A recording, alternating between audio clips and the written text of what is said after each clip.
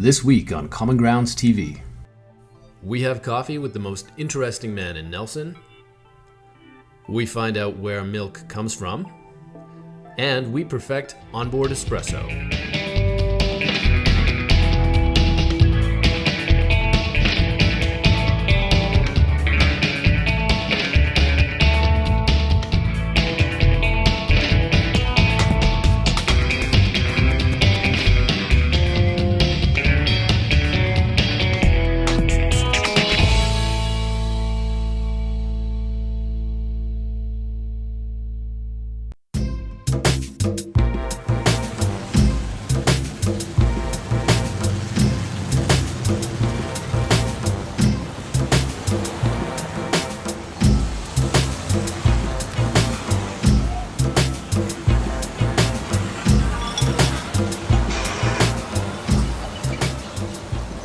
Nelson features an unusually high number of quality cafes for a small town. If asking around, however, one cafe and roaster is recommended far more frequently than the rest. Oso Negro is a staple of Nelson culture. Run by John Meyer, the company has a near cult-like status locally. We have no secrets. Okay. It's part of who we've always been, and that is people come to us for who we are, and that is to convey whatever information that we've gathered to the customer. Really? And that's part of the value of a small, locally minded roaster. And hopefully every community will offer their constituents that option. Someone comes in and says, boy, this doesn't taste the same as it did yesterday, or this blend is different from last week's.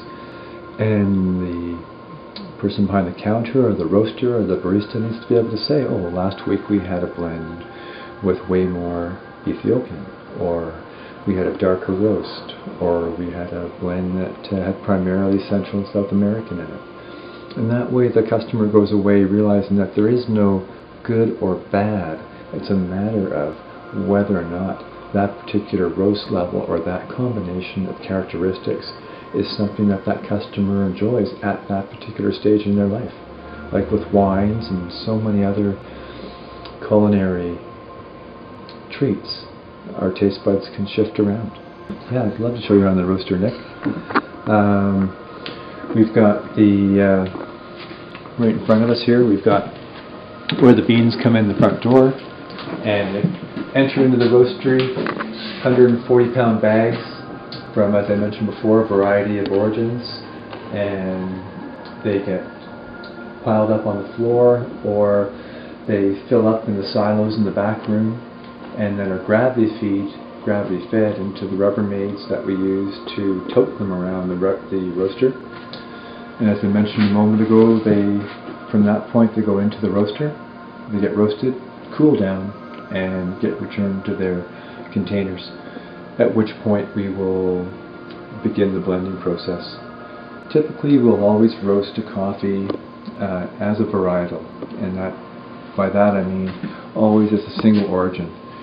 And for the reason I stated a few minutes ago, each country, each farm, each elevation, each season will contribute towards different characteristics and will create a different reaction in the roaster. And to be able to respond to that specifically, it's much simpler, although a little bit more laborious, to roast them all individually and then mix the beans afterwards. So you focus more on blending than a lot of people might?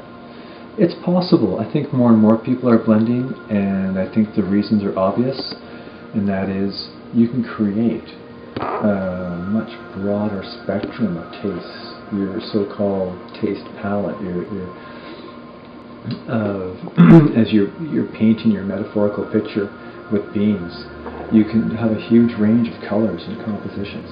Espresso is my favorite coffee drink. Simple, pure. It's the essence of coffee. Superheated water, driven through finely ground coffee. Very simple. We continued to use the Land Rover as we installed the latest version of mobile coffee to the Audi. Realizing that in order to test it, we would need some milk, we looked at a nearby farm to see what we could find. Yeah, so I'm Jeremy DeVries, the owner of Jersey Land Organics. What makes a good milk? Like, how do you differentiate? Well, first, Jersey Land Organics, I mean, because we milk Jersey cows, their milk is a high component, a high butterfat milk, and right then, I mean, that puts a difference on our product. We get good cheese yields. It gives the product more flavor because the butterfat is a lot higher. Good for brevets. Interesting. Yeah. So it just comes out like Cremo. It's like half and half. Yeah. With Jerseys, naturally the butterfat is a lot higher. Where a Holstein, you're about 3.5%. Jerseys, you're about 5%. So when you look at it, on that, it's a big difference. So for idiots like us, what's done to it once it comes out of the cow? Could we, in effect, milk the cow into a steamer jug and make a cappuccino? Absolutely, you could. Yeah, you could. Not legally, but you could. Oh, okay. I mean, we have to go through the pasteurization process in order to be licensed within BC. And if we signed a waiver saying that whatever happens to us doesn't matter. Yeah, you'd have to take that up with the health department. Okay. But yeah, no, I mean, for us, I mean, that's really what gives us the difference is that, I mean, here we got our milk tanks right there behind us, and we got a pipeline going right into our cheese plant. So I mean, our milk doesn't get beaten up at all. I mean, it's pumped directly from here over into the cheese plant, and that's really what where the quality comes from. The basis of our business is providing local products to local customers. And that's that's what we're really trying to do, and that's what we're trying to do if we put on our fluid milk too, is put those local products out close to home, and I think really that's where the organic industry needs to go now. We heard earlier that you actually can identify all the cows by sight, and they all have names? Yes, that's correct. Yeah, our cows are actually named. We don't number our cows, and everything is registered with Jersey Canada. You can actually tell. Yes, that is Fancy. That one? This one right here is Fancy. This one is Ptarmigan. And yes, they all have names, and they all have cow families, so we know all the families of the cows as well. So how many cows are there? So we have about 78 cows altogether.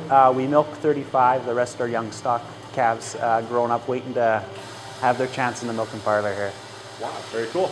Thank you. that's fantastic. Yeah. That's great. Well, thanks so much for having us here. No, thank you. We appreciate it. Thanks.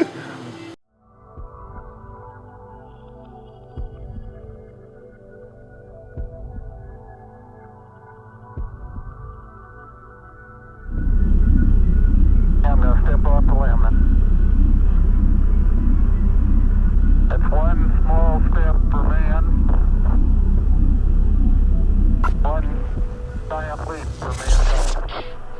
Columbia, this is Houston, AOS, over. Krups gave us a bunch of home machines, but since we weren't at home, we decided to install them in the Audi. Through some creative engineering, a trip to Canadian Tire, and an industrial inverter, we now have world-class espresso for the next time we find ourselves in Saskatchewan.